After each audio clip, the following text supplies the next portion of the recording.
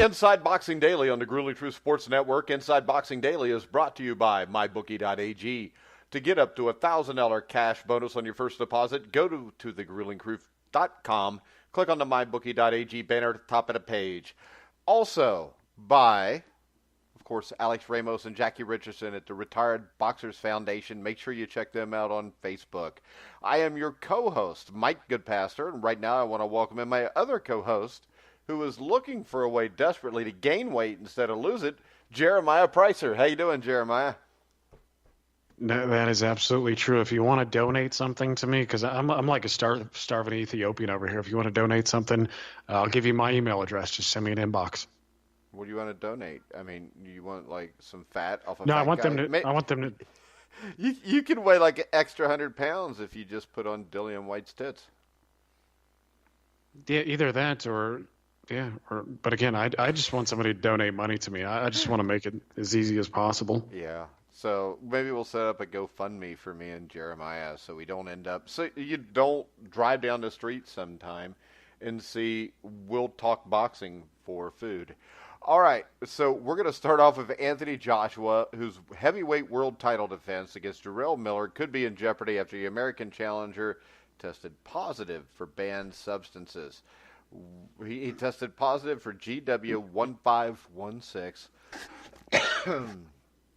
which basically, from what I read from a little research, enhances your endurance by up to 70% and probably also makes it so maybe he can lose weight while still eating his 10 cheeseburgers a day, Jeremiah. And the thing is this, he's the one that's been accusing Anthony Joshua of this the whole time.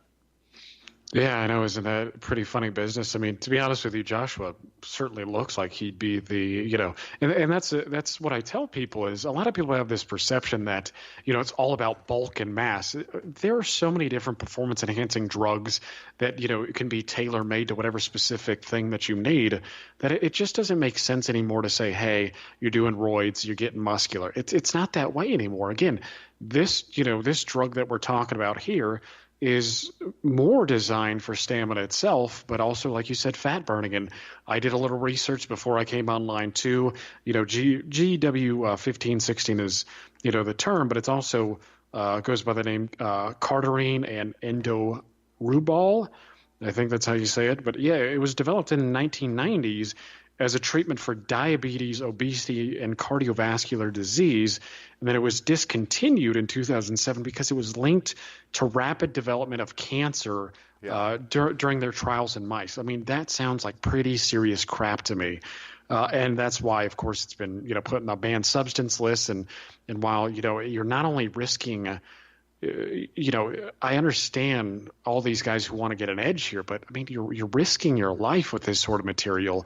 I don't know if Miller just can't run as much as he would like to, or what exactly the cause of this is. I mean, like most people, he probably just wants an edge. But this is pretty serious stuff to be toying around with. And I mean, it's hard to believe that this fight would go forward unless somehow he has diabetes or something, and it's like, I don't know, I went to not Soviet Russia, damn it, I went to like Belarus to get this crap or something. This just looks like the fight is off.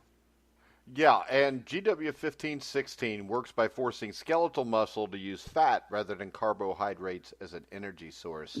It's used by some for fat loss in the context of athletic enhancement. When you look at this, the sad thing about this is, unlike other steroids, this doesn't just put, usually you're putting the other guy at risk. He puts both of them at risk taking this, really. Yeah, and that's the thing about boxing is it's one thing to take these performance-enhancing drugs when you're Usain Bolt and you're running in a straight line, right? But it's another when you're punching a guy in the face, and it's especially different if you're 300 pounds about.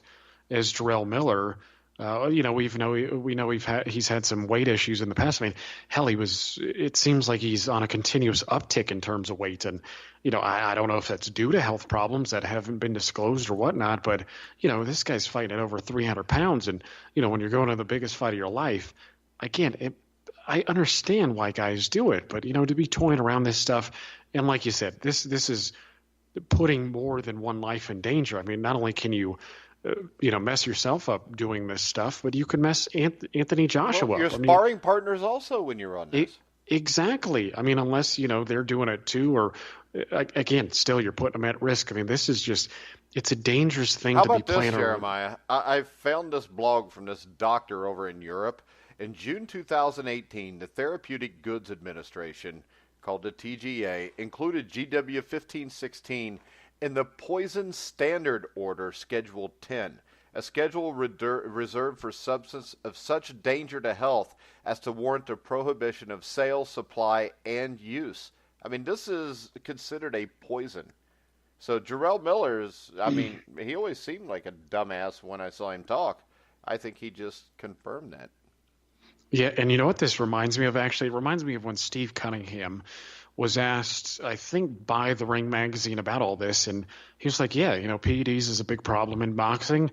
I know it. Everybody else knows it. He said that he knew he had fought opponents who were on this stuff, and he put it just succinctly, in my opinion, when he said, this is the difference between $1 million and right being poor or something, right? I mean, this can make or break your career. Yeah, but if you're dead, it doesn't matter how much money you have, and this is not just enhancing your performance. My guess is this: somebody told him it was a good idea to take it, it would help him, and didn't tell him anything negative about it. Yeah, I mean, there are a lot of witch doctors out there willing to sell you anything. But again, like Cunningham said, some of these guys are willing to sell their mother down the river. You don't think they're gonna to try and get a heavyweight title shot. You don't think they're gonna do PEDs. I mean, like you said, I mean, this is dangerous stuff.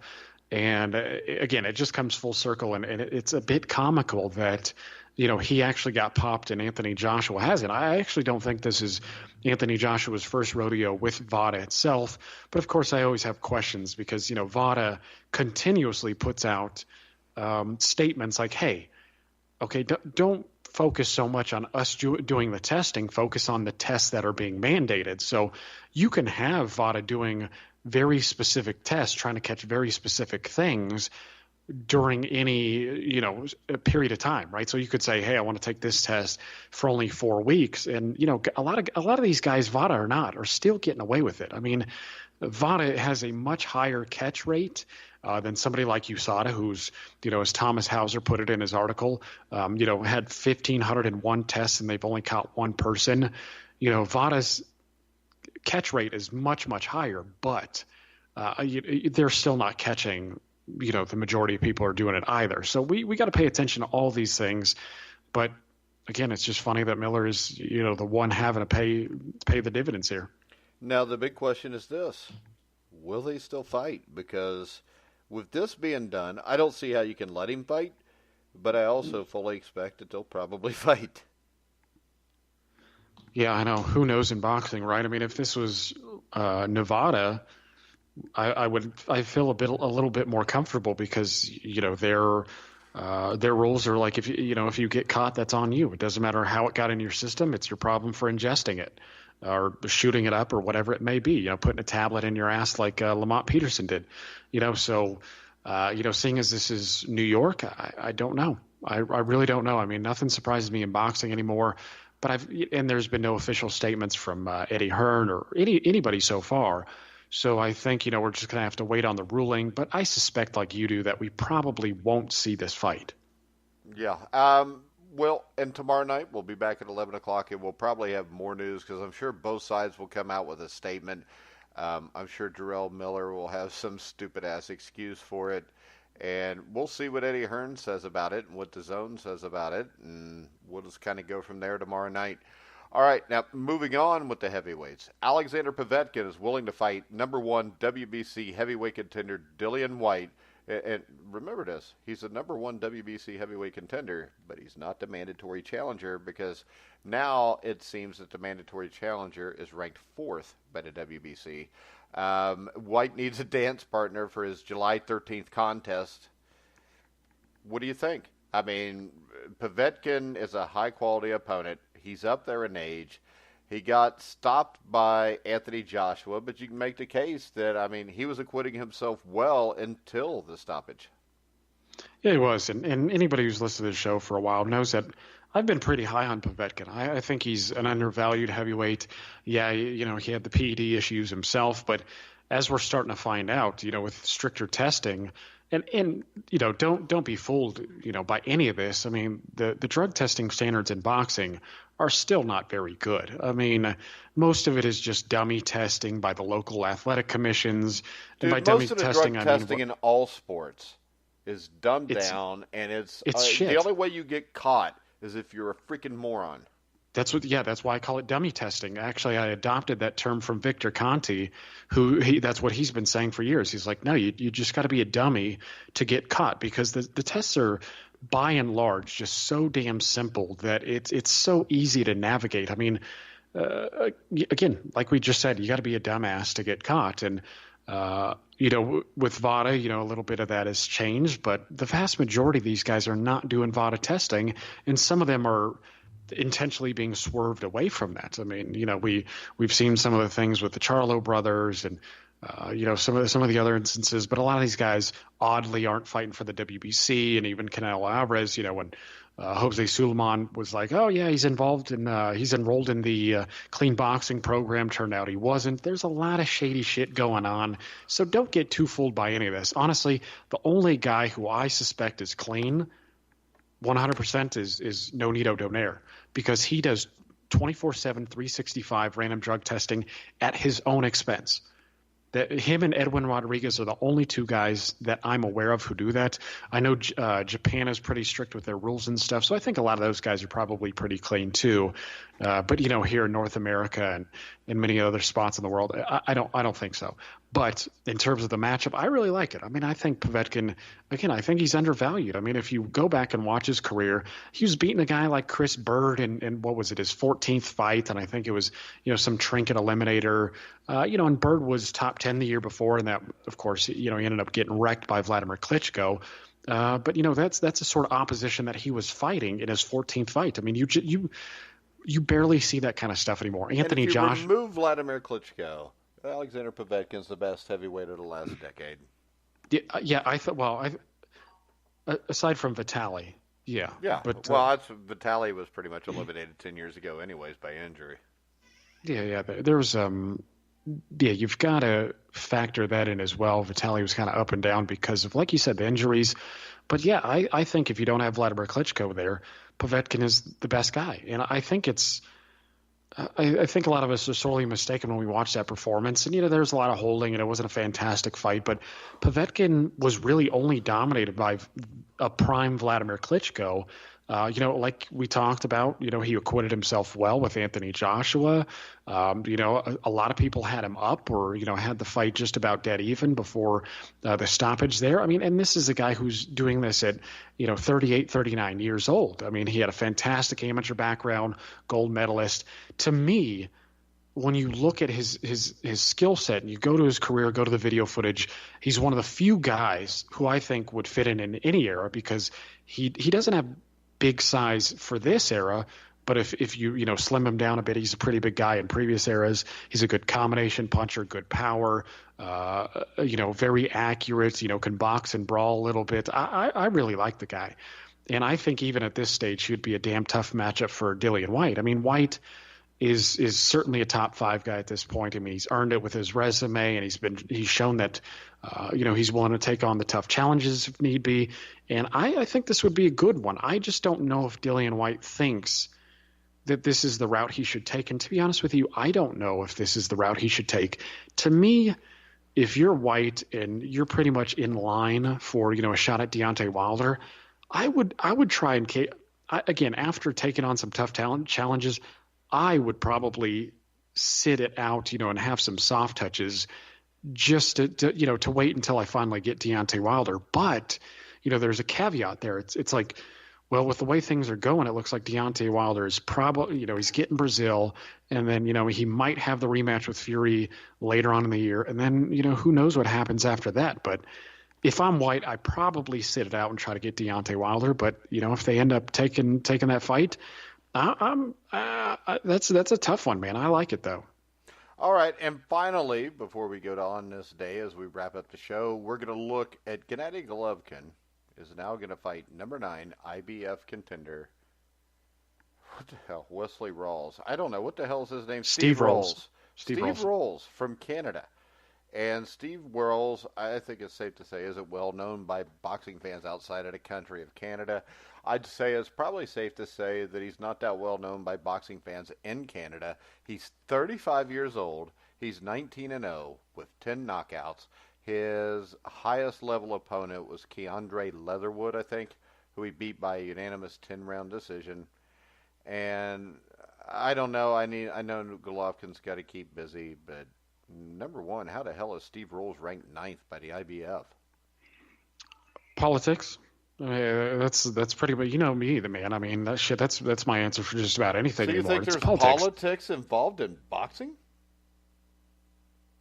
Yeah. Well, I know that Jeremiah. idea sounds it's pretty crazy. I know it's pretty crazy, man. I know. Just let me have this one, okay? Before you start. Come on. I mean, my guess is, well, and to be honest with you, I didn't know anything about Steve Rolls before the fight was announced. I've never even heard of him before that. And I do pay attention to this stuff, and I've never heard of Steve Rolls. No, never. And so I, like a lot of people, just a lot of question marks in the cranium there. We're like, who the hell is this guy? And, the names that were originally tossed around were, Brandon Adams, the guy who won the Boxino tournament, the middleweight one. And I think he was a participant in the one before, and he got beat by Willie Monroe Jr. So a lot of people are like, oh, well, that's not all that appealing. And then Hassan Endam was being tossed around. And I thought that was a better fight, because even though Endam is chinny, he's still a good fighter, and he's still ranked in the top 10 by all the organizations. I mean, middleweight's pretty strong in the top 5, but, down near the bottom it gets a bit softer. And Endam is a skilled guy. I mean, he's still going. He scored a really nice knockout. What was it, back in 2017? I think a one-punch knockout with the right hand. I think it was one of the best knockouts of the year. So Endam's a good boxer, mover. He has some power. I was hoping for that. And then all of a sudden, Steven Rolls at a 165 pound catch weight. I'm like, what the hell is going on there? And so, I'm scouring the internet trying to find some information on this guy. I ended up watching, parts and pieces of some of the fights. And actually Rick Glazer, who I follow on social media as well, I disagree with him sometimes, agree with him sometimes, but he's got some good insight. He said that this guy is actually – this was before I checked out the video footage. He said he was a pretty good fighter. And I noticed that he had a Crunk shirt on. So I'm like, there's a lot of these Canadian guys who are going down there getting some work because, it's not too far away. It's kind of across the border there. And Glazer said he was an Olympian, I believe, and he's pretty well known in hardcore boxing circles. And I checked out some of the footage, and he's actually not bad. I think if you were to put him against Brandon Adams, I think that would be a real interesting fight. Of course, that doesn't say much about the level, but he looks like he's got pretty good power. His technique is all right. He went to the body quite a bit. He scored a nice knockout again. God, can't even remember what fight I was watching. A guy named Waddle or something like that. Doesn't even sound like a boxer. But no, he looks okay. But I'm a bit disappointed in the choice of opponent. I mean, this is a clear step down from what I expected. I don't even think this is – I'm not even sure this is the level of, Vanes Martirosyan, to be honest with you. I mean, I get, if he's going for the Canelo payday, I guess I can understand. But he's got a contract of 4 fights with DAZN. And for me, this just doesn't do it. I like Golovkin, but I don't like this choice of opponent. All right, so let's go a little on this day, Jeremiah. We got Sugar Ray Robinson and Rocky Graziano. I think this is a matchup that was probably at that point a can't-miss attraction. I think both guys were past their prime. If you don't think so, you can correct me. But, of course, this is after the St. Valentine's Day Massacre where Jake LaMotta got stopped. I think it was in the 6th fight by Robinson. And it's after the Violent Trilogy with Tony Zale for Rocky Graziano. But since the defeat, Graziano had regrouped. I think he'd beaten Charlie Fusari and Tony Gennaro, the pretty boy from Raging Bull, if nobody knows. And Robinson, of course, at the same time was upset by Randy Turpin, came back and upset him. Then he beat Bobo Olson in March of that year, which led to the Graziano fight. You want to talk a little bit about Robinson Graziano? Yeah, sure. I mean, it's hard not to be. I mean, if you follow the history of the sport, it's impossible not to, be. It's impossible not to gravitate towards Sugar Ray Robinson. I mean, just at least his skill. I mean, outside the ring, he had some flaws, just like all of us. I mean, there were some unsavory things that he did in his life, but of course there were, like he dedicated a lot of money to cancer research and whatnot. And like you said, I think this was nearing the end of Graziano's career. He was pretty well known. I mean, he was a good fighter, not Hall of Fame material for me. I think a lot of what got him in was the 3-fight series with Tony Zale. Those were fantastic, but I mean, overall, like you said, the third fight wasn't quite on par with the first two. But Graziano was pretty well known for beating up guys who were a bit smaller than him. Knocked out a lot of 147 pounders. And in terms of skill, he was good. I mean, he had a tight left hook. He was powerful. He was gritty. He had guts. He would come at you. But against a guy like Sugar Ray Robinson, Graziano looked like the bigger guy in this fight, and naturally he was, of course. But this is watching the footage before we even got on. It actually makes me appreciate guys like Golovkin more and more because he didn't know how to cut the ring off very well. Robinson was moving almost as effortlessly as he always did. Given a lot of lateral movement, and Graziano he didn't know how to cut the ring off. I mean, he was moving his head, which is a lot more than a lot of modern boxers can say, but he wasn't leading with a jab. Again, that's why I have an appreciation for Golovkin and really think that he was a damn good fighter because he would jab you, cut off the angles, and then he would work. He'd bang you to the body. But, watching Graziano try to cut off the ring and, with Sugar Ray Robinson, it was just a failure. I mean, he did score a knockdown in round 3, but if you watch it, it just seemed kind of like more of a cuffing blow. He hit him in the back of the head, and I don't even think the count was registered. That's how quickly Robinson got up. And Robinson didn't seem fazed at all. In fact, he just looked irritated more than anything, and just got back on his, got back on. I don't know if I want to say back on his bicycle, but he got back to what he was doing best, and that was jabbing. And man, for an aged Sugar Ray Robinson, I gotta admit, he still looked pretty damn fluid. I mean, I don't understand when a lot of guys talk about the best jabs in boxing history. I'm astounded by how many people never mention Sugar Ray Robinson. And this is a guy who most people acknowledge is the most well-rounded fighter in boxing history. And you would think to get the job done, the jab would be an essential ingredient to what he had. And it was. I mean, he was a fantastic jabber. He was quick. He was sharp. He doubled it, tripled it, would go up and down. And he just kept you at bay with it, and then he would unleash these combinations. And that's what you saw in the Graziano fight with his left hook. He would double it. Again, that's a thing you don't often see from fighters at all, no matter what point in history. He would go downstairs with it, upstairs with it. It was just, he was so quick and so accurate. And, his center of balance was always there.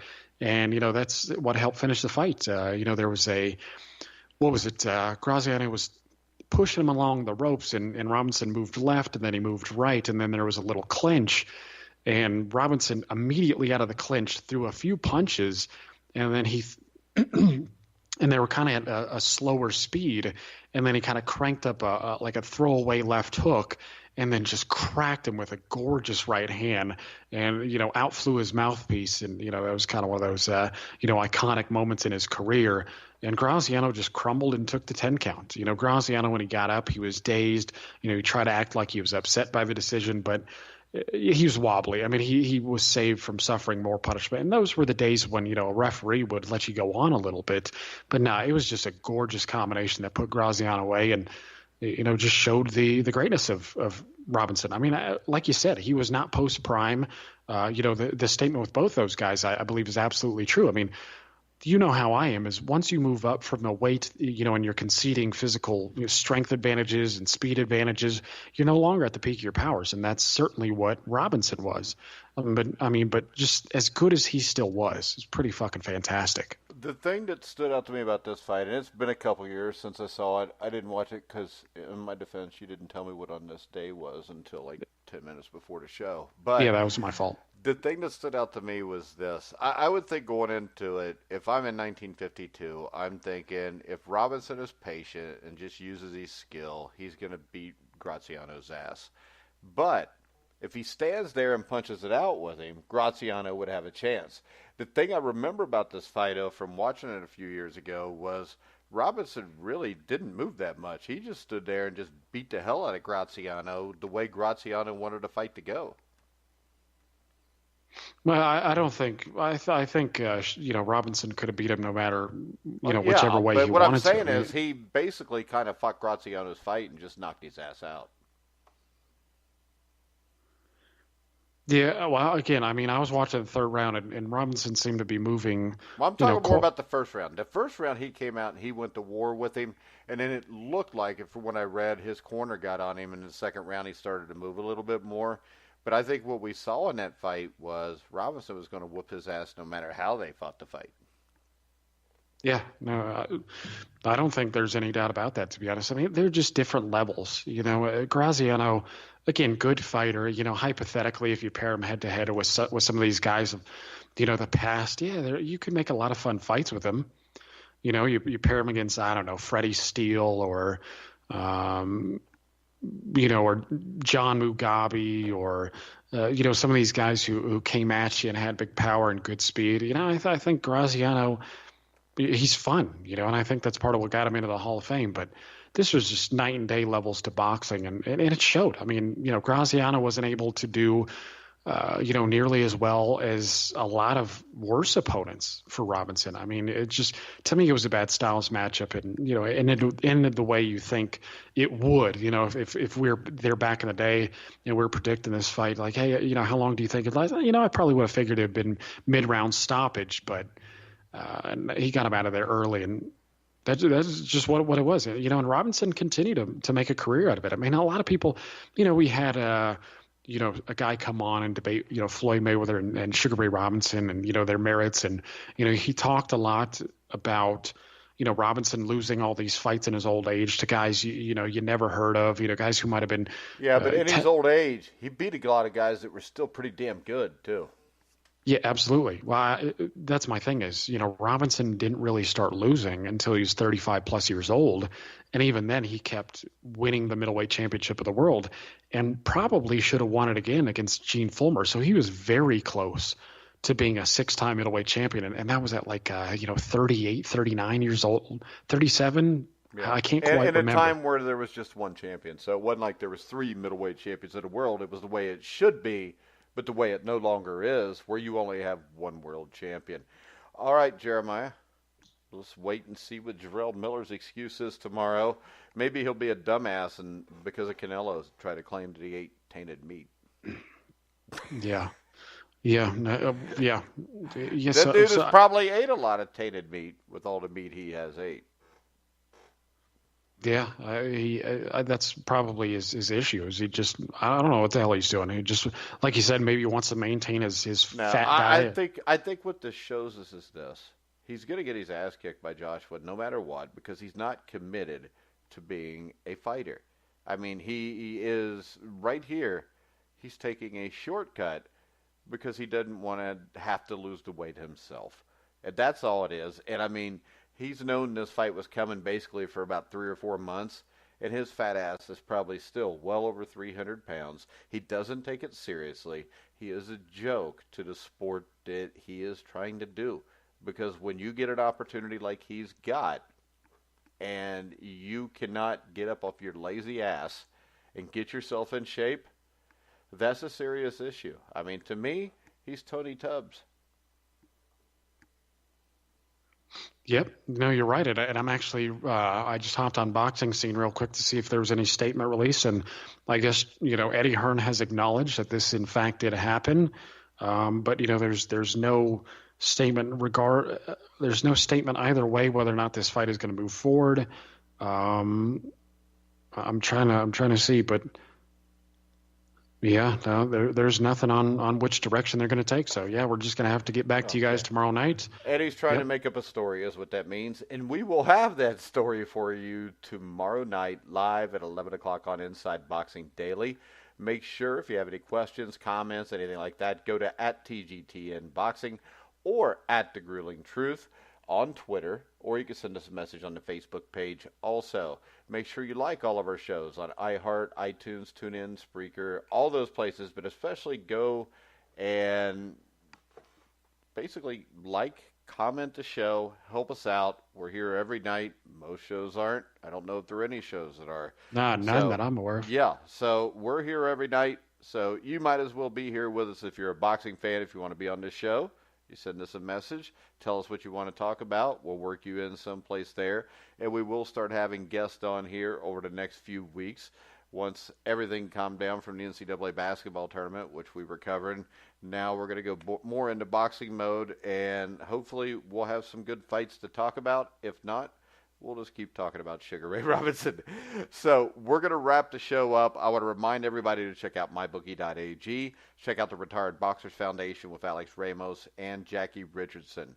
So we're going to wrap it up for tonight. You can hear all of our shows pretty much everywhere you find podcasts, which includes Spotify, iHeartRadio, Spreaker, Stitcher, and so on and so forth. So we're going to wrap it up for tonight.